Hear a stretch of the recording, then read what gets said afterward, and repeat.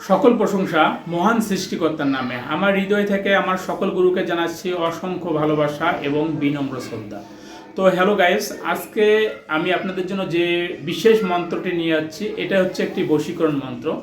তো এই মন্ত্রটা যদি আপনি সহি শুদ্ধভাবে পাঠ করেন তাহলে আমি আপনাদেরকে 1000% গ্যারান্টি দিচ্ছি কাজ হবে হবে হবে। তো সর্বপ্রথম আমি আপনাদেরকে মন্ত্র বলে দেব, তারপর নিয়ম বলে দেব, তারপরে আপনাদেরকে প্রয়োগ বিধি বলে দেব।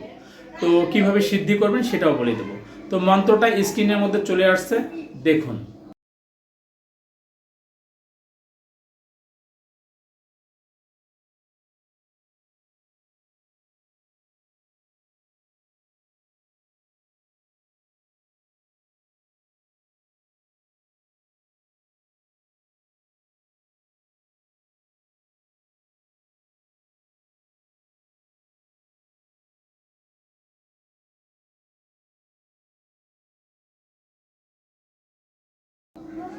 তো মন্ত্র আপনারা পাইছেন।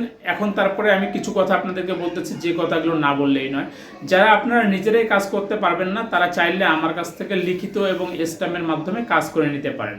আমি যে সকল কাজগুলো করে দিয়ে থাকি, জিন পরি, ভূত প্রেত, চালান, তারপর বশীকরণ, অবৈধ বিচ্ছেদ, বিচ্ছেদ, যত প্রকার কাজ আছে টুকটাক আমি সব কিছু করে থাকি। আপনারা স্ক্রিনে দেওয়া যে নাম্বার আছে ওই নাম্বারে আমার সঙ্গে কন্ট্যাক্টের মাধ্যমে কথা বলে কাজ করে নিতে পারেন। তো গাইস, এখন আমরা আসি মূল আলোচনায়। তো মন্ত্র আপনাদেরকে স্ক্রিনে দিয়ে গেছি। এটা আপনাকে কি করতে হবে, শনিবার মঙ্গলবার দেখে মুখস্থ করতে হবে এবং আমাবস্যা, প্রতি মাসে যে আমাবস্যা হয় বা বছরে যে একটা বড় আমাবস্যা আছে এই দিন আপনাকে সিদ্ধি করে নিতে হবে।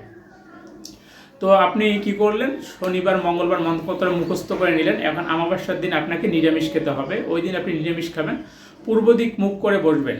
যে ঘরটার মধ্যে কোনো মানে সারা শব্দ বা কোনো জ্ঞানজাম হবে না, এইরকম একটা ঘর আপনাকে নিরিবিলি জায়গা বেছে নিতে হবে।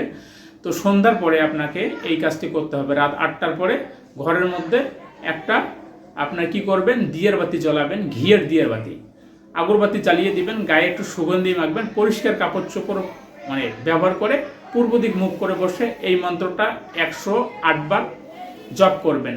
একবারে ঠোঁটস্থ করে নিয়ে জপ করবেন, আপনার মন্ত্র সিদ্ধি হয়ে গেল।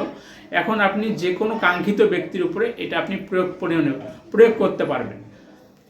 তো আপনি কিভাবে প্রয়োগ করবেন, এই মন্ত্রটা যে কোনো খাবারের সঙ্গে মিক্স করেও আপনি মন্ত্রটা প্রয়োগ করতে পারবেন, অথবা কারোর সঙ্গে যদি চোখে চোখে নজর হয়ে যায় সেক্ষেত্রেও আপনি এটা প্রয়োগ করতে পারবেন। তো দুইভাবে কাজ করলে আপনার ডাবল কাজ হবে, আর যদি একভাবে কাজ করেন সেভাবেও আপনার কাজ হবে। যারা খাওয়াইতে পারবেন তারা অবশ্যই খাওয়াবেন, আর যারা খাওয়াতে পারবেন না তারা চোখে চোখে দৃষ্টির মাধ্যমে এই কাজটি করবেন। তো এটাই ছিল আজকের বিশেষ ভিডিও। সবাই ভালো থাকবেন।